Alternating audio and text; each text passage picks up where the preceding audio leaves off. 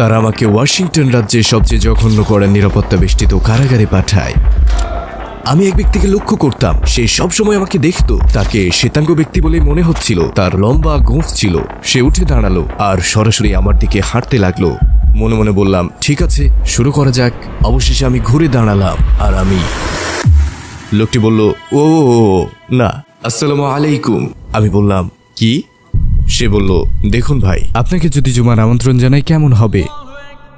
ইমাম কুরআন তেলাওয়াত করা শুরু করলেন, তাই আমি সামনে গিয়ে প্রথম কাতারে বসলাম। আমি এভাবে তাকালাম। আমি বিশাল বিশাল পেশিবহুল পুরুষদের দেখলাম, কিন্তু যখন তারা সৃষ্টিকর্তার সামনে দাঁড়ালো, তারা বিনয়ী হয়ে গেল। আল্লাহ কখন আমার হৃদয় খুলে দিলেন? সেই মুহূর্তে যখন তারা সিজদা করল। এটাই ছিল। আমি বললাম, ওমর, আমি আজই মুসলিম হব। আসসালামু আলাইকুম। কিভাবে তুমি আমেরিকার সবচাইতে বিখ্যাত কারাগার থেকে ইসলাম গ্রহণ করলো সেটাই দেখবো আজকের ভিডিওতে। এবং তিনি তার বাবার $6 লাখ সম্পত্তি ত্যাগ করেছেন শুধু ইসলাম গ্রহণের জন্য। অনেক সুন্দর একটি ভিডিও, তো শেষ পর্যন্ত দেখতে থাকুন। আসসালামু আলাইকুম ভাই আলী, যিনি মালিকি ক্লিক নামে পরিচিত। আমাদের আমন্ত্রণ গ্রহণ করার জন্য অনেক ধন্যবাদ। আমরা খুবই খুশি যে আপনি আমাদের সঙ্গে আছেন এবং আতিথ্য দেওয়ার জন্য ধন্যবাদ। শুরুতে জানতে চাই আলী ভাই কে, আপনি কি ছোট করে আপনার জীবন সম্পর্কে বলবেন? আমার নাম আলী, আমার বয়স 51 বছর। আমি দক্ষিণ ক্যালিফোর্নিয়ায় জন্মগ্রহণ করেছি এবং এখন আমরা ওকলাহোমা সিটিতে বসবাস করছি। আর আমি আমার জীবনের প্রথম 19 বছর একজন ইভাঞ্জেলিক্যাল খ্রিস্টান হিসেবে কাটিয়েছি। আমি 32 বছর আগে 1991 সালে মুসলিম হয়েছি। আর আমি একজন ট্রাক চালক এবং পাশাপাশি আমার একটা চ্যানেল রয়েছে, একটা টিকটক চ্যানেল যার নাম মালিকি ক্লিক, এবং সেখানে আমার প্রায় 3,72,000 ফলোয়ার রয়েছে। আমি সেখানে দাওয়াহ করি। আমার চ্যানেলের প্রধান উদ্দেশ্য হলো আমি যে কাজটা করি, মুসলিমদেরকে আবার ইসলামে ফিরিয়ে আনা। কারণ অনেক মানুষ মনে করেন যে তারা ইসলামে যোগ্য নয়, কারণ তারা ইসলাম থেকে সরে গেছে। আমি তাদের বলি, জানেন আল্লাহ গফুরুর রহিম, আল্লাহ পরম দয়ালু, তাই ফিরে আসুন। যদিও আপনি নামাজ না পড়েন বা যে জীবন বিধান মানার কথা তা না মানেন, তবুও ফিরে আসুন, সমস্যা নেই। বিশ্বাসের দিক থেকে আপনার জীবন কেমন ছিল? আমি খ্রিস্ট ধর্মে বিশ্বাসী ছিলাম আর যিশুকে ঈশ্বর ও ঈশ্বরের পুত্র ভাবতাম, কারণ আমি এভাবেই বড় হয়েছি। কেন আপনার বিশ্বাস সম্পর্কে প্রশ্ন তুলতে বাধ্য হয়েছিল? তাহলে আমার শুরু করতে হবে প্রথম থেকে, আমার ইভেঞ্জেলিক্যাল যাত্রা থেকে। তো এমন হয়েছিল যে আমার যখন 1 বছর বয়স আমার বাবা মায়ের ডিভোর্স হয়। তারা খুব তরুণ ছিল। তো আমি আমার মায়ের সঙ্গে থাকতাম। এক গ্রীষ্মে আমি আমার বাবার কাছে বেড়াতে গেলাম আর তিনি বললেন আমরা চার্চে যাব। আমার মায়ের সঙ্গে আমরা কখনো চার্চে যেতাম না, হয়তো ক্রিসমাস বা হয়তো ইস্টারের দিন বছরে 2 বার, অথবা আমাদের জীবনে খারাপ কিছু ঘটলে আমরা চার্চে যেতাম, ঠিক। কিন্তু এই সময়টা আলাদা ছিল। যখন আমি বাবার কাছে গেলাম, তিনি আমাকে বললেন যে তিনি তার জীবন খ্রিস্টের কাছে উৎসর্গ করেছেন। আর এটা এমন কিছু যা আমি কখনোই শুনিনি। খ্রিস্টের কাছে জীবন উৎসর্গ করা মানে কি? তিনি যিশুর মুক্তির কথা বলতে লাগলেন, আমি মুক্ত এবং এমন কিছু। আমি তখন 7 বছর বয়সী ছিলাম। 7 বছরের আমি ভাবছিলাম তিনি কি বলছেন। তখন আমার বাবা বললেন, আমি তোমাকে দেখাচ্ছি আমি কি বলতে চাচ্ছি। তাই আমরা চার্চে গেলাম। চার্চের ভেতরে ঢোকার ঠিক আগেই, যখন আমরা দরজার বাইরে ছিলাম, আমি শুনতে পেলাম চিৎকার, চেঁচামেচি, কান্না আর গানের শব্দ। আমি আসলে চার্চ থেকে দৌড়ে বেরিয়ে এলাম। এটা আমাকে ভয় পাইয়ে দিচ্ছে। আমি কোনোভাবে এর অংশ হতে পারবো না। তাই আমার বাবা আমার পেছনে দৌড়ালেন। না না না না না, এটা তিনি আমাকে ব্যাখ্যা করার চেষ্টা করলেন তারা কি করছে। কিন্তু 7 বছর বয়সের আমি তেমন কিছুই বুঝতে পারিনি। আমি সর্বদা ঈশ্বরে বিশ্বাস করতাম প্রথম দিন থেকেই। আমি আমার জীবনে কখনোই মনে করিনি ঈশ্বর যদি না থাকেন তবে। আমি কখনোই এই সংশয়ে পড়িনি। আমি বাইবেল পড়ছিলাম। জ্যাকব সম্পর্কে একটা নির্দিষ্ট শ্লোক পড়লাম, যেখানে জ্যাকব বলছেন, আমি প্রথম যে শ্লোক পড়লাম সেখানে লেখা আছে, কেউ ঈশ্বরকে দেখার পর আর জীবিত থাকতে পারবে না। আমি ভাবলাম, কিন্তু মানুষ তো যিশুকে ঈশ্বর বলে, আর তারা সবাই যিশুকে দেখেছে এবং কেউই যিশুকে দেখে মারা যায়নি। শ্লোকটি ছিল, কেউ ঈশ্বরকে দেখার পর আর জীবিত থাকতে পারে না। আমি পরের পৃষ্ঠায় গেলাম আর আরেকটা শ্লোক পড়লাম, সেটা জ্যাকবের আরেক গল্প। সেখানে জ্যাকব ঈশ্বরকে দেখলেনই না, এমনকি ঈশ্বরের সঙ্গে কুস্তি করলেন। তিনি ঈশ্বরের সঙ্গে একটা কুস্তি খেললেন, ঈশ্বরের উরু ধরে ফেললেন আর ঈশ্বরকে বললেন, আমি আপনাকে যেতে দেব না যতক্ষণ না আমাকে আশীর্বাদ করেন। একটু থামুন, আপনি তো বললেন যদি কেউ ঈশ্বরকে দেখে তাহলে কোনো মানুষ আর বেঁচে থাকতে পারবে না। তাহলে জ্যাকব কিভাবে বেঁচে রইলেন এবং ঈশ্বরের কেন এমন আকৃতি রয়েছে যে তাকে ধরে রাখা যায়? আর ঈশ্বর যিনি কিনা সর্বশক্তিমান, তিনি জ্যাকবের থেকে মুক্ত হতে পারলেন না। এই কাহিনী চলতে থাকলো। আমি কি করলাম, 14 বছর বয়সী আমি আমার হাত তুললাম। পাদ্রী এসে বললেন কিভাবে সাহায্য করতে পারি। আমি তাকে দেখালাম 2টো শ্লোক আর তার প্রতিক্রিয়া ছিল আমি তো জানতামই না যে এটা বাইবেলে আছে। আমি বললাম আমি একটু কিন্তু আপনি তো বাইবেলের শিক্ষক, আপনি দায়িত্বে রয়েছেন আমাদের বাইবেল শেখানোর। আর একজন 14 বছর বয়সী ছেলে হয়ে আমি জিজ্ঞেস করলাম আমি কিভাবে এটা মেনে নেব, আমি কিভাবে এটা মানতে পারি, আমি কিভাবে খ্রিস্টান হিসেবে আমার বিশ্বাস ধরে রাখবো যখন এই ধরনের বিরোধিতা পড়ি। তারপর আপনার জীবন কেমন চলতে থাকলো এবং ইসলাম গ্রহণের যাত্রা কিভাবে শুরু হলো? আমি আমার বাবার বাড়ি ছেড়ে আমার মায়ের কাছে এলাম এবং এর অর্থ ছিল কোনো ধর্মই নেই, যা খুশি করা যায়। এরপরে যা ঘটলো, আমি জীবনকে উদ্দেশ্যহীনভাবে কাটাতে লাগলাম। আমি ঈশ্বরকে বিশ্বাস করতাম, কিন্তু তৃত্ববাদ, খ্রিস্ট ধর্ম বা যিশুকে ঈশ্বর বা ঈশ্বরের পুত্র বলে না মেনে। আর আমি ভেসে বেড়াচ্ছিলাম, আর আমি কিছু খারাপ মানুষদের সঙ্গে মিশে গিয়েছিলাম। আমি উদ্দেশ্যহীনভাবে ঘুরছিলাম। আমার কোনো নৈতিক নির্দেশনা ছিল না, কারণ কোনো ধর্মই, বিশেষ করে খ্রিস্ট ধর্ম, নিজেকে প্রমাণ করতে পারেনি। আমি শুধু এটাকে আঁকড়ে ধরেছিলাম। আপনি এটাকে বলতে পারেন একেশ্বরবাদ। কোনো দিক নির্দেশনা বা এমন কিছু ছাড়াই আমি এভাবে বেঁচেছিলাম। তো আমি এই লোকগুলোর সঙ্গে মিশেছিলাম যখন আমার বয়স 19 ছিল। এক রাতে আমরা এমন কিছু করছিলাম যেটা আমাদের করা উচিত ছিল না। আমার একজন তথাকথিত বন্ধু বলল, আমি একটা জায়গা চিনি যেখানে ডাকাতি করতে পারি, তো সবাই নিজেদের পিস্তল নাও আর চলো। এখন এখানে একটা গুরুত্বপূর্ণ বিষয় হলো, আমার চাকরি ছিল, আমার অ্যাকাউন্টে টাকা ছিল, আমার চুরির প্রয়োজন ছিল না, কিন্তু আমার জীবনে কিছু একটা অনুপস্থিত ছিল। আমার জীবনে কোনো ঈশ্বর ছিলেন না, আমার জীবনে কোনো শৃঙ্খলা ছিল না, সেটাই আমি বলতে চাই।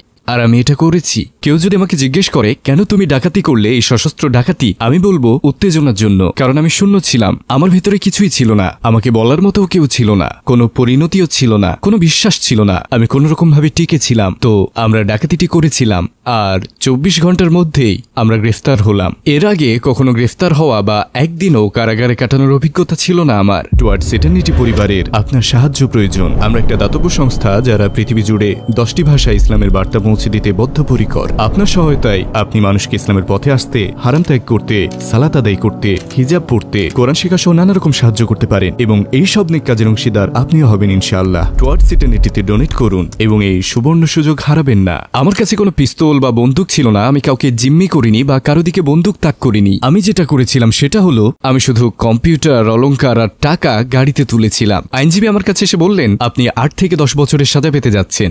আপনি এটা কি বলছেন? সর্বোচ্চ নিরাপত্তা বিশিষ্ট কারাগারে 8 থেকে 10 বছর? আমি ঘুরে বেড়াতাম অপরাধীদের সঙ্গে, পাশবিক মানুষদের সঙ্গে, আর আমি নিজেও পশুতে পরিণত হয়েছিলাম। আমি কিছুই পরোয়া করতাম না। আমি জীবনে কিছু একটা চাচ্ছিলাম যা শূন্যতা পূরণ করবে। তার আমাকে গ্ল্যাডিয়েটর স্কুলে পাঠালো, ওয়াশিংটন রাজ্যের সবচেয়ে ভয়ঙ্কর নিরাপত্তা বিশিষ্ট কারাগারে। সে কারাগারের নাম ছিল ওয়ালাওয়ালা। যেদিন আমি ওয়ালাওয়ালাই গেলাম, আমি ভীত ছিলাম। আমার বয়স ছিল 19 বছর, জীবনে কখনো কারাগারে যাইনি, কারাগারের নিয়মকানুন সম্পর্কে কিছুই জানতাম না, পুরো হারিয়ে গেলাম। সুপারম্যাক্সের নিচে ম্যাক্সিমাম অর্থাৎ সর্বোচ্চ নিরাপত্তা বেষ্টিত কারাগার। সুপারম্যাক্স সাধারণত জঙ্গি বা সিরিয়াল কিলারদের জন্য নির্ধারিত। আমাকে রাখা হলো সর্বোচ্চ নিরাপত্তা বেষ্টিত ওয়ালাওয়ালাতে। তো কারাগারের প্রথম দিনেই হোয়াইট আরিয়ান ব্রাদারহুড, এটা একটা জেল গ্যাং, আমার কাছে এলো আর বলল, তোমাকে দেখে তো সাদা মনে হচ্ছে, তুমি কি শ্বেতাঙ্গ? আর আমি বললাম, আমার খুব বেশি শ্বেতাঙ্গ বন্ধু ছিল না, আমার বেশিরভাগ বন্ধুই ছিল ফিলিপিনো, কৃষ্ণাঙ্গ বা হিস্পানিক। প্রশ্নটা আমার কাছে অদ্ভুত লেগেছিল, তবুও বললাম, হ্যাঁ আমি পুরুষ শ্বেতাঙ্গ। সে বলল, ঠিক আছে। আর তার সঙ্গে আরো 3 জন ছিল। আমার কম্বল, তোয়ালে সবকিছু নিয়ে গেল আমার সেলের দিকে, আর তারা হাঁটার সময় সবাইকে জানিয়ে দিল, এই ছেলেটি আমাদের সাথে, নতুন শ্বেতাঙ্গ বন্দি এসেছে। বলতে লাগলো, এই ছেলেটি আমাদের সাথে, ঠিক আছে, অন্যদের জানানোর জন্য। তো আমি এভাবেই মাসের পর মাস কাটিয়ে দিলাম। আমাকে জিজ্ঞেস করা হলো, তুমি কি গির্জায় যেতে চাও? আমি বললাম না। তুমি কি বাইবেল পড়তে চাও? আমি বললাম না। আমি নিজেকে অন্য ধর্মগুলো জানার সম্পর্কে ধাবিত করলাম। আমি ইহুদিবাদ পড়েছি। আমি হিন্দু ধর্ম সম্পর্কে পড়লাম মাত্র 5 মিনিটের জন্য। আমি একটা বই পড়লাম আর মনে হলো এটা একদমই আমার জন্য না। সংক্ষেপে বলতে গেলে আমি বলবো 6, 7, 8 মাস পার হয়ে গেল। আমি কারাগারের উঠোনে একা হাঁটতাম। এটা খুবই বিপজ্জনক একটা কাজ। হাঁটতাম, সপ্তাহের পর সপ্তাহ এটা চলতে লাগলো। আমি লক্ষ্য করলাম এক লোক সবসময় আমাকে দেখছে। তাকে দেখতে শ্বেতাঙ্গই মনে হচ্ছিল। তার লম্বা গোঁফ ছিল, যদিও সে শ্বেতাঙ্গের মতো দেখতে, কিন্তু সে বসত কৃষ্ণাঙ্গদের সঙ্গে। সে সবসময় আমাকে দেখতো। আমি ভাবতাম, এই লোকটা নিশ্চয়ই কোনো সমস্যা রয়েছে। আমি আসলে ভেবেছিলাম আমাদের মধ্যে ঝামেলা হতে যাচ্ছে। তো একদিন আমি ট্রেকে হাঁটছিলাম, আর সেই মানুষটা সে উঠে দাঁড়ালো, টেবিল থেকে মাঠে হাঁটলো, পুরো সময় আমার দিকে তাকিয়েছিল। তার সাথে 5 জন আফ্রিকান আমেরিকান ছিল তার সাথে আমার পেছনে। সে সোজা আমার দিকে আসতে লাগলো। আমি ভাবলাম, ঠিক আছে, শুরু করা যাক। এগুলো এভাবে শুরু হয়, আমাকে আক্রমণ করবে তারা, আমার সঙ্গে তারা ঝামেলা শুরু করবে। আমি সবসময় আমার মাকে প্রতিজ্ঞা করেছি। তারা আমার দিকে এগিয়ে আসতে লাগলো, আমার থেকে 10 গজ দূরে এসে দাঁড়ালো। আমি ঘুরে দাঁড়ালাম আর নিজেকে প্রস্তুত করলাম, কারণ আমি জানি কি হতে যাচ্ছে। লোকটি বলল, ও ও ও ও না, এরকম কিছুই না, আসসালামু আলাইকুম। আমি বললাম, কি?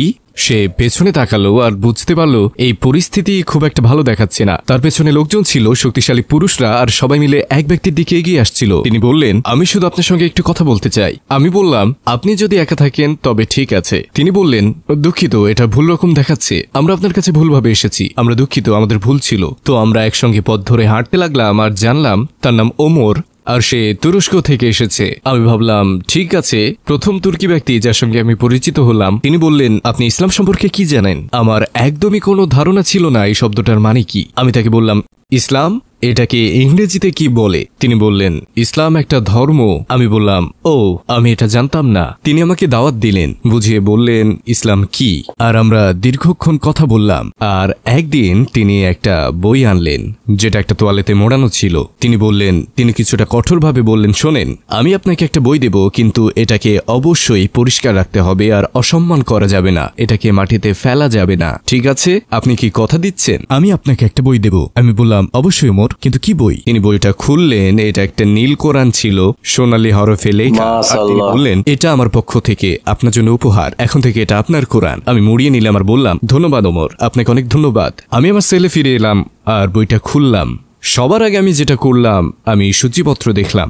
আমি কিছু নাম খুঁজতে থাকলাম, মূসা, ঈসা, ইব্রাহিম, ইসাক, ইউসুফ, ইয়াকুব, সব নামই ছিল। আর আমার প্রথম ধারণা ছিল, ওহ ঈশ্বর, এটা তো ঠিক বাইবেলের মতো। আর বাইবেলের মতো এটাও সত্য নয়, এতে অবশ্যই বিরোধ থাকবে, এটা তো সেই ব্যক্তির কথাই বলছে। ওহ, এটা ওমর যা বলছিল তা তো ভালো লাগছিল, কিন্তু এখন জানি না। তাই আমি কোরআন খুললাম আর পড়তে শুরু করলাম। প্রথম যে অধ্যায় আমি খুলেছিলাম সেটা আর রহমান। আমি এটা পড়লাম আর আমি শুধু কোরআনের ভাষা আর প্রকাশভঙ্গি আমার কাছে একেবারে অনন্য মনে হলো। আর আমি ভাবলাম এই বইটির ভাষা শৈলী অসাধারণ। তাই আমি কোরআন বারবার পড়তে থাকলাম। তৃতীয় দিনে আমি কোরআনে গভীরভাবে মনোনিবেশ করলাম। আমি ঘন্টার পর ঘন্টা পড়ার জন্য প্রতিজ্ঞাবদ্ধ হলাম। এরপর যা ঘটল, আমার সেলমেট বলল, এই তুমি কি রাতের খাবারে যাবে না? আমি বললাম, রাতের খাবার? কোরআন থেকে চোখ তুলে বললাম, রাতের খাবার? সে বলল, হ্যাঁ, তুমি নাস্তার পর থেকে এই বইটাই পড়ছো, তুমি কি খাবার খাবে না? আমি বললাম, হ্যাঁ, খাওয়া তো উচিত। আমি কোরআন বন্ধ করলাম আর খেতে গেলাম আর ভাবলাম, ও, আমি সত্যি এই বইটাতে ডুবে গেছি। কেন? এটা খ্রিস্ট ধর্ম নয়, কিন্তু এটা একই ধরনের কথা বলছে। এখানে কি হচ্ছে? সপ্তাহ পেরিয়ে গেল, 2-3 মাসও কেটে গেল। ওমর আমার কাছে এসে বলল, শোনেন, যদি আপনাকে জুমার দাওয়াত দিই কেমন হয়? বললাম, ওমর, জুমা? আমি জানি না আপনি কি বলছেন। হ্যাঁ, জুমা। আপনি তো রবিবারের প্রার্থনা জানেন, মুসলিমদের জন্য এটা শুক্রবারে। আপনি আসতে চান? আমি বললাম, অবশ্যই, তবে আমাকে ঘুড়ি ওড়াতে হবে, যার মানে কমান্ডিং অফিসারের থেকে অনুমতি নেওয়া এখানে অংশগ্রহণের জন্য। তাই আমি একটা নোট লিখলাম, আমি জুমার নামাজে অংশ নিতে চাই। আমার অনুরোধের কয়েক ঘন্টার মধ্যেই জুমার নামাজে যাওয়ার বিষয়ে সিও আমাকে ব্যক্তিগতভাবে ডাক দিলেন। আমি বললাম, ঠিক আছে, বিষয়টা কি? আমি সিওর অফিসে ঢুকলাম আর তিনি আমার আবেদনপত্র তুলে ধরলেন। এটা কি আপনি কি অনুরোধ করেছেন? আমি দেখলাম আর বললাম, হ্যাঁ, একদমই। আপনি কি কৃষ্ণাঙ্গদের সাথে জুমাই যেতে চান? আমি বললাম, হোক তারা কালো, হিস্পানিক, এশিয়ান। হ্যাঁ, আমি দেখতে চাই তারা কি করে, তাদের পদ্ধতি, তারা কিভাবে ইবাদত করে। হ্যাঁ, আমার কাছে এটা অস্বাভাবিক লাগেনি যে আমার সেখানে যে অন্য সংস্কৃতি আর মানুষদের জানার ইচ্ছে ছিল। সে বলল, শুনুন, আমি আপনাকে সত্য বলছি, আপনি যদি যেতে চান আর এদের সঙ্গে থাকতে চান, আর সে তাদের গালি দিল, আপনি যদি যান এবং এদের সঙ্গে থাকেন, শুধু একটা কথা মনে রাখবেন, যখন তারা আপনাকে মারবে, তারা যখন আপনাকে পেটাবে, আমরা আপনাকে রক্ষা করব না। আমি আমার গার্ডদের সেখানে পাঠাবো না আপনার জন্য, যদি আপনি এরকম মানুষদের সঙ্গে থাকতে চান। আমি শুধু বললাম, হ্যাঁ, যাই হোক, আমি যেতে চাই। সে সই করল আর বলল, আপনার কুলখানি, যান, জুমাই যান। আমি কখনো কৃষ্ণাঙ্গদের ভয় পাইনি, অথবা হিস্পানিক বা অন্য কেউ, বিশেষ করে ধর্মীয় মানুষদের। আমি শুধু জানতে চেয়েছিলাম। তো একজন খ্রিস্টান হিসেবে আমার প্রথম জুমাই যাওয়া ছিল একজন খ্রিস্টান হিসেবে, মুসলিম হিসেবে নয়। আর এখানে আমি একজন শ্বেতাঙ্গ কালো মানুষদের দ্বারা পরিবেষ্টিত আর একজন তুর্কি ব্যক্তি, যিনি আমাকে মাসের পর মাস দাওয়াত দিচ্ছিলেন। আর প্রথম জিনিস যা আমি অনুভব করলাম জুমাই, তা ছিল আজান। এবং যখন আমি প্রথমবার আজান শুনলাম, এটা কেবল আমাকে নাড়িয়ে দিল, আমার হৃদয়কে স্পর্শ করলো। আমি ওমরের দিকে ফিরে বললাম, ওমর, এই সুন্দর গানটা কি যে ব্যক্তি গাইছেন? তিনি বললেন, এটা গান নয়, এটা নামাজের আহ্বান। তিনি মূলত যা বললেন তার অনুবাদ করলেন, আর আমি শুধু বললাম, এত সুন্দর, এত সুন্দর। তিনি বললেন, আসুন আপনাকে দেখাই আমরা কি করি। আমরা উজু করব। তাই তিনি আমাকে উজু করা শিখিয়েছিলেন। আর আমি উজু করলাম একজন খ্রিস্টান হিসেবে, শুধুমাত্র অভিজ্ঞতা নেওয়ার জন্য। তাই আমি উজু করলাম একজন খ্রিস্টান হিসেবে, একজন মুশরিক হিসেবে। আর আমি ওমরের সঙ্গে বসে পড়লাম, আর আমরা খুতবা শুনলাম, আর আমাদের নামাজের সময় হলো। আর তাই ওমর বললেন, শুনুন, আপনি একপাশে বসুন, আমরা নামাজ পড়ব। আর আমি বললাম, 1 মিনিট, তার আগে আমার কিছু প্রশ্ন আছে। যখন আপনারা নামাজ পড়েন, আপনি বললেন যে ইমাম সামনে থাকেন আর তিনি কোরআন পড়েন, তিনি কি বই থেকে পড়েন? তিনি কি আপনাদের মুখোমুখি থাকেন আর সবার সামনে পড়ে শোনান? তিনি বললেন, না, এই ইমাম সম্পূর্ণ কোরআন মুখস্থ করেছেন। আমি বললাম, ওমর, এই বই, এই মোটা বইটি যেটা আপনি দিয়েছেন, তিনি পুরোটা মুখস্থ করেছেন? তিনি বললেন, হ্যাঁ, এবং লক্ষ লক্ষ মানুষ মুসলিমরা এটিকে মুখস্থ করেছেন। 7 বছর বয়স থেকে 10 বছর 12 বছর বয়স থেকে, নারী পুরুষ সবাই। আমি শুধু ভাবলাম, বাহ। আর আমার মনে সবকিছু ঘুরতে লাগলো। এই মানুষগুলো আলাদা, তারা আমাদের নামাজের জন্য ডাকছেন একটা সুন্দর সুরেলা কণ্ঠে। এই মানুষরা তাদের হাত, কনুই, তাদের বাহু, মুখ, পা ধুয়ে নিচ্ছেন আল্লাহর ইবাদত করার আগে। আমরা এটা কখনো করিনি। আমরা খ্রিস্টান হিসেবে কেন করিনি? আমাদের কেন এমন কিছু ছিল না? কেন আমাদের গিটার, ড্রাম ছিল আর গির্জার ভেতর গান গাওয়া হতো? কেন আমাদের এটা ছিল না? এটা তো সুন্দর। এটা আমার কাছে সবসময় স্বাভাবিক মনে হয়েছে। বাস্তবিক অর্থে একজন খ্রিস্টান হিসেবে জুমায় অংশ নিয়ে আমি খুব আপন অনুভব করলাম, একই সময়ে মুসলিম না হয়েও। আর ওমর বললেন, শুনুন, ঠিক আছে, এখানে দাঁড়ান অথবা এখানে বসুন, আমরা সারিবদ্ধভাবে দাঁড়াবো এবং আমরা নামাজ পড়ব, তারপর কথা বলবো। আপনার যদি প্রশ্ন থাকে তখন করতে পারেন। বললাম, দারুণ। তারা নামাজ শুরু করলেন, ইমাম কোরআন তেলাওয়াত শুরু করলেন। আর আমি আবার ভাবলাম, তিনি শুধু পড়ছেনই না, তিনি তিলাওয়াত করছেন। এই মানুষরা একে অপরকে ভালোবাসে আর একে অপরকে নামাজের জন্য ডাকে। কেউ যদি জানতে চায়, আলী, আপনার হৃদয় কিসে পরিবর্তন করলো? এটা কখন ঘটলো? এটা কিভাবে ঘটলো? এটা কেন ঘটলো? সহজ। আমি বলি, আমি আগে যা বলেছি সে সমস্ত কিছু সহ আজান, কোরআন মুখস্থ করা, আপনারা এগুলো তো জানেন, যে আমাকে সবচেয়ে বেশি প্রভাবিত করেছিল, যে আমার হৃদয় বদলে দিয়েছিল। আমি আমার জায়গা থেকে উঠে দাঁড়ালাম। তিনি আমাকে সেখানে থাকতে বলেছিলেন, কিন্তু আমি সেখানে গিয়েছিলাম অভিজ্ঞতার জন্য। আমি সবকিছু চাইছিলাম। তাই আমি যা করলাম তা হলো, আমি প্রথম কাতারে গেলাম আর আমি এভাবে তাকালাম।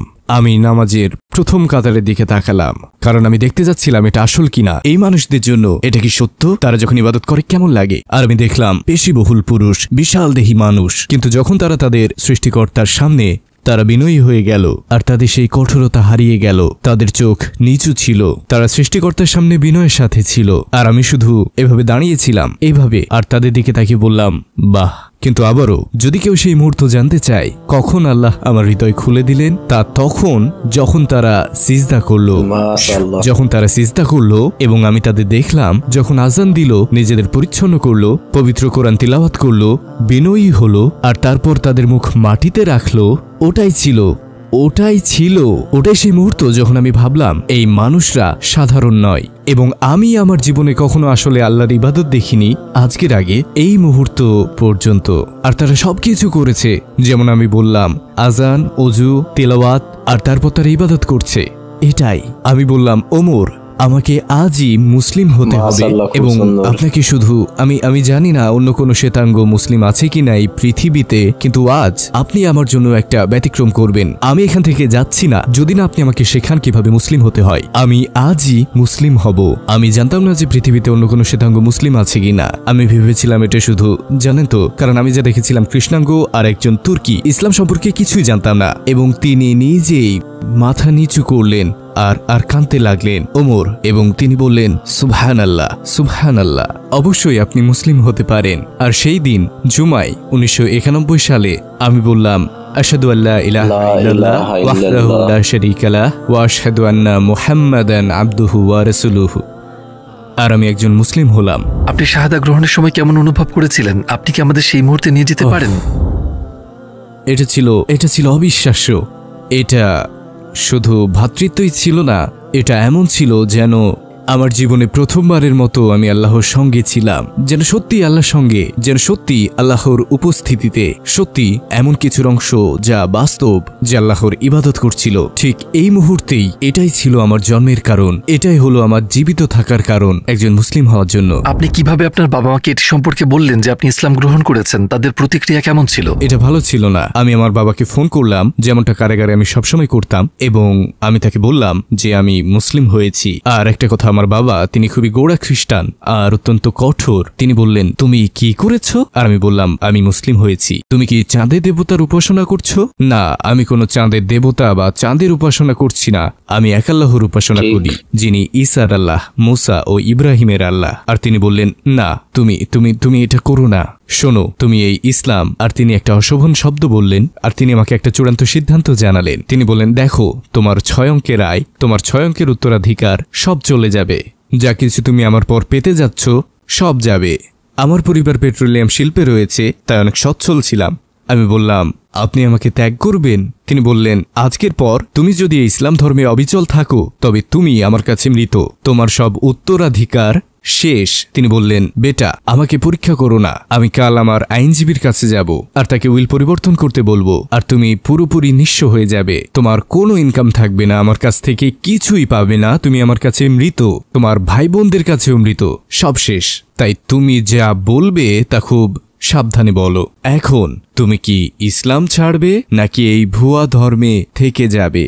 আর আমি বললাম, এর উত্তর দেওয়ার আগে আমাকে কিছু বলতে দিন। আমি আপনার সব বিষয় মেনে চলবো, শুধু একটা বিষয় ছাড়া। তিনি বললেন, কেন? আমার কাছে মৃত হওয়ার আগে আমাকে ব্যাখ্যা করো, কেন? আমি বললাম, বাবা, আমাকে আমার নিজের সিদ্ধান্ত নিতে হবে।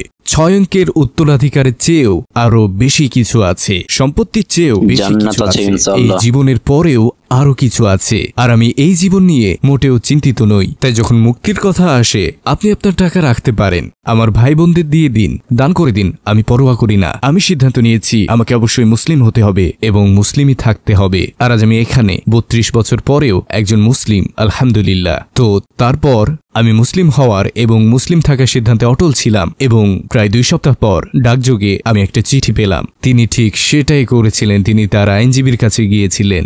যে পরিমাণ টাকা আমি উত্তরাধিকার হিসেবে পাওয়ার কথা ছিল তা ছিল $6 লক্ষ, এবং সেটা ছিল 90 দশকের শুরুর সময়। তাই এটা ছিল বিশাল অঙ্কের টাকা।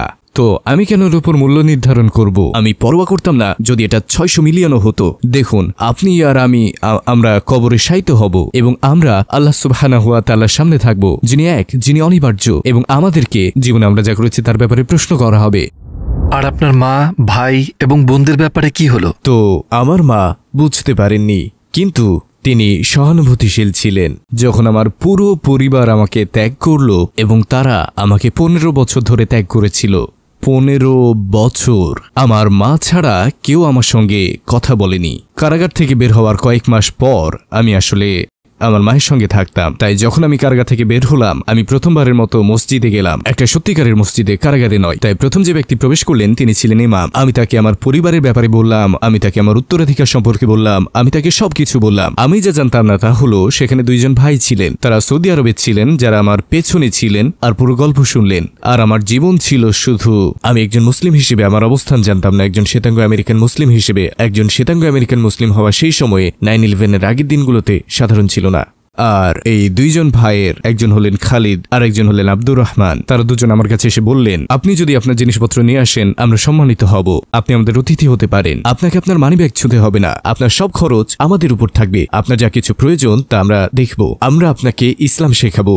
আর আমি বললাম, ঠিক আছে, চলবে। তো আমি খালিদ আর আব্দুর রহমানের সাথে থাকা শুরু করলাম। তারা আমাকে ইসলাম শেখালেন, আমাকে থাকতে দিলেন। সংক্ষেপে বললে 1 বছর পর আমি নিজের পায়ে দাঁড়ালাম আর নিজের অ্যাপার্টমেন্ট নিলাম। খালিদ আর আব্দুর রহমান সৌদি আরবে ফিরে গেলেন। আর যখন তারা সৌদি আরবে ফিরে গেলেন, একজন বলল, আপনি কি জানেন এরা 2 জন কে ছিলেন? আমি বললাম, হ্যাঁ, খালিদ আর আব্দুর রহমান। তিনি বললেন, কিন্তু আপনি জানেন তারা আসলে কারা? আমি বললাম, আপনি কি বলছেন? এই 2 ব্যক্তি যাদের সাথে আপনি 1 বছর ধরে ছিলেন, তারা রাসূল সাল্লাল্লাহু আলাইহি ওয়াসাল্লামের পরিবারের লোক, আর মূলত আপনি আহলুল বাইতের অতিথি ছিলেন। আর আপনি তাদের সঙ্গে থেকেছেন, তাদের কাছ থেকে ইসলাম শিখেছেন। আর আমি জানতামই না যে আমি তাদের সঙ্গে বসবাস করছিলাম, কিন্তু তারা ছিলেন আমার জীবনে এই দিন পর্যন্ত দেখা সবচেয়ে ভদ্র, সবচেয়ে যত্নশীল মানুষ, সবচেয়ে দয়ালু মানুষ, এবং আমি পুরো সময় তাদের সঙ্গে ছিলাম। আর এটি আমার জন্য আল্লাহর পক্ষ থেকে একটা উপহার ছিল, কিন্তু আমি তা আগে জানতাম না। তো মুসলিম হওয়ার পর আপনি আর কি কি বিরোধিতা খুঁজে পেয়েছিলেন খ্রিস্ট ধর্মে? আমার মতে সবচেয়ে বড় বিরোধিতা বাইবেল নিজেই, পুরোটা। কেন? খ্রিস্টান আকিদা, যদি আপনি একে তাই বলেন, বলে যে আপনাকে মুখে স্বীকার করতে হবে যে যীশু খ্রিস্ট আপনার পাপের জন্য মৃত্যুবরণ করেছেন, আর এতে আপনি ক্ষমা পাবেন। যিশু, বাইবেলে বলা হয়েছে যে কেউ জান্নাত লাভ করতে পারবে না বা ঈশ্বরের রাজ্যে প্রবেশ করতে পারবে না আমার মাধ্যম ছাড়া, শুধু যিশুর মাধ্যমে। কিন্তু এখানে একটা সমস্যা আছে, অনেক নবী, প্রকৃতপক্ষে 99.9% নবী যিশুর আগেই ছিলেন, তাই তারা কখনোই জানতে পারতেন না তিনি কি বলছেন। তার তথাকথিত আকিদা, আপনাকে স্বীকার করতে হবে যে আমি আপনার পাপের জন্য মারা যাব। আমি ভাবি একজন মুসলিম এবং প্রাক্তন খ্রিস্টান হিসেবে, সত্যি ভাইরা আপনারা কিভাবে এটা বিশ্বাস করেন? সত্যি বলতে আপনি কি ইসলামে একবার সুযোগ দিতেন? আপনি কি শুধুমাত্র একজন মানুষ হিসেবে, যিনি আদম আলাইহিস সালামের সন্তান, যিনি সত্য জানার প্রতি আগ্রহী, আপনাকে ইসলাম পালন করতে হবে না, আপনাকে মুসলিম হতে হবে না, কিন্তু আপনি কি জানবেন না আমরা কারা? আপনি কি জানবেন না ইসলাম কি? আপনি কি আমাদের কথা শুনবেন না? আর উত্তরটা সাধারণত হয় না। যেমন আমি বলেছি, তারা জানতে চায় না। যখন আমরা আপনার বাসায় এলাম, আমরা এক কোণে একটি খুব পুরনো বাইবেল দেখলাম। আপনি কি আমাদের বলতে পারেন কেন আপনি এটি কিনেছিলেন? এই বাইবেল আমি এটা পুরনো দোকান থেকে কিনেছি। এটা আনুমানিক আমার মনে হয় 1825 বা 1836 সালের সেই সময়ের মধ্যের। আর এই বাইবেল সম্পর্কে প্রথম যে জিনিসটা আমি দেখলাম তা হলো এর প্রথম পৃষ্ঠা। এটা একটা মানচিত্র ফিলিস্তিনের। এটা ফিলিস্তিনের মানচিত্র, ইসরায়েলের নয়, যা অত্যন্ত অত্যন্ত আকর্ষণীয়।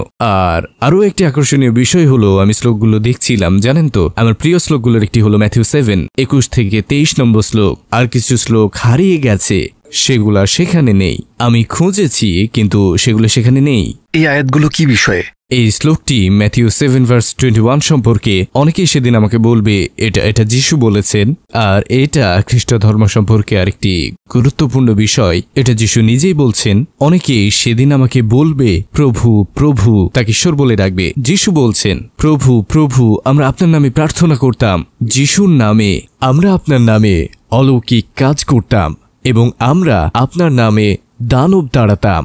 যিশুর নামে, ঈশ্বরের নামে নয়। যিশু কি বললেন? আমার থেকে দূরে থাকো হে মন্দ কর্মীরা, তোমরা যারা আইন মানো না, যারা পাপের কাজ করো, আমার থেকে দূরে থাকো। এটা কিয়ামতের দিনে যিশু বলছেন, তার নিজ জনগণকে অস্বীকার করছেন। কেন?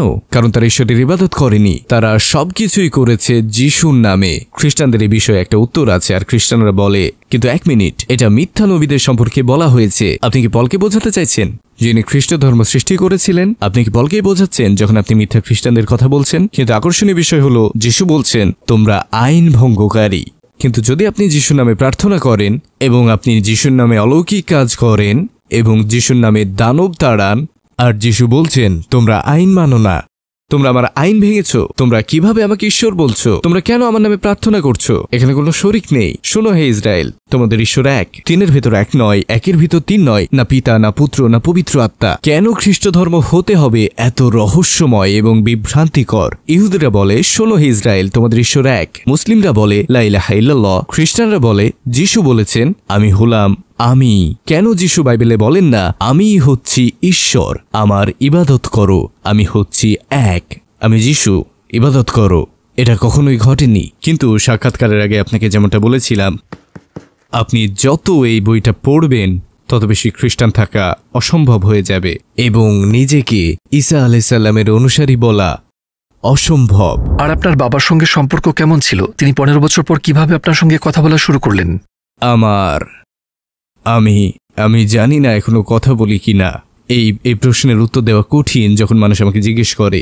আমরা কথা বলি, কিন্তু সেখানে কিছুই নেই। আমার পরিবার আমাকে দেখতে চায় না। আলহামদুলিল্লাহ, সাহাবাগণ তারাও এই জিনিসের মধ্যে দিয়ে গেছেন। ঠিক আছে, এটা কঠিন, এটা কষ্টকর, এটা ভালো হতো, এটা আরো সুন্দর হতো যদি আমি আমার পরিবারকে পাশে পেতাম, বিশেষ করে আর্থিক সমস্যাগুলো যেগুলো আমি অতীতে মোকাবেলা করেছি। এটা চমৎকার হতো, কিন্তু আরো সুন্দর হলো আল্লাহ সুবহানাহু ওয়া তাআলার উপর নির্ভর করা, এবং সেই 200 কোটি মানুষ যাদের আমি বলি আমার ইসলামী ভাই ও বোন। আপনার গল্প ও আপনার টিকটকের পোস্ট দেখার পরে কেউ কি অনুপ্রাণিত হয়েছে এবং মুসলিম হয়েছে? অনেক মানুষ হয়েছেন টিকটকে। আমি 32 বছর ধরে মুসলিম। টিকটকে আমি 6 জনকে ইসলামে এনেছি। ওই 6 জনের একজন 125 জনকে ইসলামে এনেছে। তার নাম রব এবং সে শাহাদা নিয়েছে। তার সম্পর্কে একটা আকর্ষণীয় গল্প রয়েছে। আমি টিকটকে লাইভ স্ট্রিম করছিলাম, যেটা আমরা এখন বলছি ঠিক তেমনই। আর আমার ভাই রব, এবং এর জন্যই আমি এই বিষয়ে কথা বলতে চাই। এটা এজন্য এত গুরুত্বপূর্ণ যে আপনি মানুষের সাথে কেমন আচরণ করেন। তিনি আমার লাইভ স্ট্রিমে ছিলেন একজন অমুসলিম হিসেবে, আর তার মুখ থেকে প্রথম যে শব্দ বের হয়েছিল তা হলো আমি আপনাকে দেখছিলাম। এমনকি আমার ইউটিউব চ্যানেলও আছে। তার মুখ থেকে প্রথম শব্দটি ছিল, আপনি জানেন আমি আপনাকে দেখছিলাম। আমি আপনাদের কি বলছিলাম ভাই ও বোনেরা, প্রত্যেকে আপনাকে দেখছে, তাই না? আমি যা জানতাম না তা হলো আমার ভাই রব যে এসেছিল কাকতালীয় ভাবে নয়, আল্লাহ তাআলার ইচ্ছাই ছিল এটি হওয়ার। সে সেদিন রাতে নিজেকে হত্যা করতে যাচ্ছিল। তার কথা অনুযায়ী সে একটা ভিডিও করেছিল যেখানে আত্মহত্যার কথা বলছিল, এবং সে শুধু দাওয়াহ মিশনের দিকে এগিয়ে গেল এবং 125 জনকে ইসলামে নিয়ে এলো মাত্র 6 মাস সময়ের মধ্যে। যদি আপনার যে কোনো একটি দোয়া কবুল হয়, যা আপনি জানেন যে তা কবুল হবে, আপনি কি দোয়া করবেন? একটি দোয়া যে আমি প্রায় প্রতিদিনই করি, হে আল্লাহ ফিলিস্তিনি জনগণকে বিজয় দান করুন। হে আল্লাহ আমাদের একত্রিত করুন আল-মাফিয়ায় উপকারী জ্ঞানের, কিন্তু প্রধানত ফিলিস্তিনি জনগণের জন্য, উইঘুর জনগণের জন্য, প্রতিটি মুসলিমের জন্য যারা সারা বিশ্বে নির্যাতিত। আমি আল্লাহ তাআলার কাছে প্রার্থনা করি যেন শুধু মুক্তি দেন না, বরং তাদের বিজয় দান করেন তাদের নির্যাতনকারীদের উপর এবং দুঃশাসকদের উপর যারা তাদের উপর নির্যাতন চালায়। এটা আমি কামনা করি। আপনি কি স্বপ্নে নবী মুহাম্মদ সাল্লাল্লাহু আলাইহি ওয়াসাল্লামকে দেখেছেন? 2 বার। সত্যি? আলহামদুলিল্লাহ। এবং আমার স্বপ্নে আমি বালির উপর হাঁটছিলাম একটা বাতাসের বয়ে চলা পথে, যেখানে আমার উপর শুধু পাথর ছিল। আমি আমার হাঁটুর নিচে তাকালাম এবং একটা পদচিহ্ন দেখলাম। কত আশ্চর্যজনক যে পাথরের মধ্যে একটা পদচিহ্ন আছে। এবং আমি স্বপ্নের মধ্যে জোরে জোরে বললাম, এটা এখানে কেন? কার পদচিহ্ন এটি? এবং আমি পেছন থেকে একটা কণ্ঠ শুনলাম, এটা তোমার পিতা ইব্রাহিমের পদচিহ্ন। আমি বললাম, আমার বাবার নাম ইব্রাহিম নয়। তিনি বললেন, নবী ইব্রাহিম। আমি ঘুরে দাঁড়ালাম এবং সুবহানাল্লাহ, তিনি সেখানে ছিলেন, রাসূলুল্লাহ সাল্লাল্লাহু আলাইহি ওয়াসাল্লাম। আমি তার কাছে পৌঁছানোর ঠিক আগে আমি চাচ্ছিলাম হাঁটু গেড়ে বসে তাকে আলিঙ্গন করতে, কিন্তু স্বপ্ন শেষ হয়ে গেল। তো আমি সেই স্বপ্ন থেকে জেগে উঠলাম তাকে আবার স্বপ্নে দেখার আকাঙ্ক্ষা নিয়ে, এবং বহু বছর পরে আমি দেখলাম, এবং আমি মরুভূমিতে ছিলাম আর দূরের দিকে দেখলাম তিনি আমার হাত ধরে বললেন, আমি চাই তুমি আরো মানুষের সাথে দেখা করো। তিনি বসে পড়লেন আর আমি ঠিক তার পাশেই বসলাম। তারপর তিনি বললেন, এখানে দেখো, এখানে আছেন আবু বকর সিদ্দিক। তিনি বললেন, আর এখানে আছে ওমর ইবনে আল খাত্তাব, এবং এটা ওসমান বিন আফফান, আর এটা আলী বিন আবি তালিব। তারা সবাই তোমাকে ভালোবাসে। স্বপ্নের মধ্যে ভাবছিলাম, কেন তারা আমাকে ভালোবাসে? আমি তো কেউ নই, কেন ভালোবাসে? কিন্তু আলহামদুলিল্লাহ, এটা ছিল আমার জীবনের অন্যতম সেরা স্বপ্ন।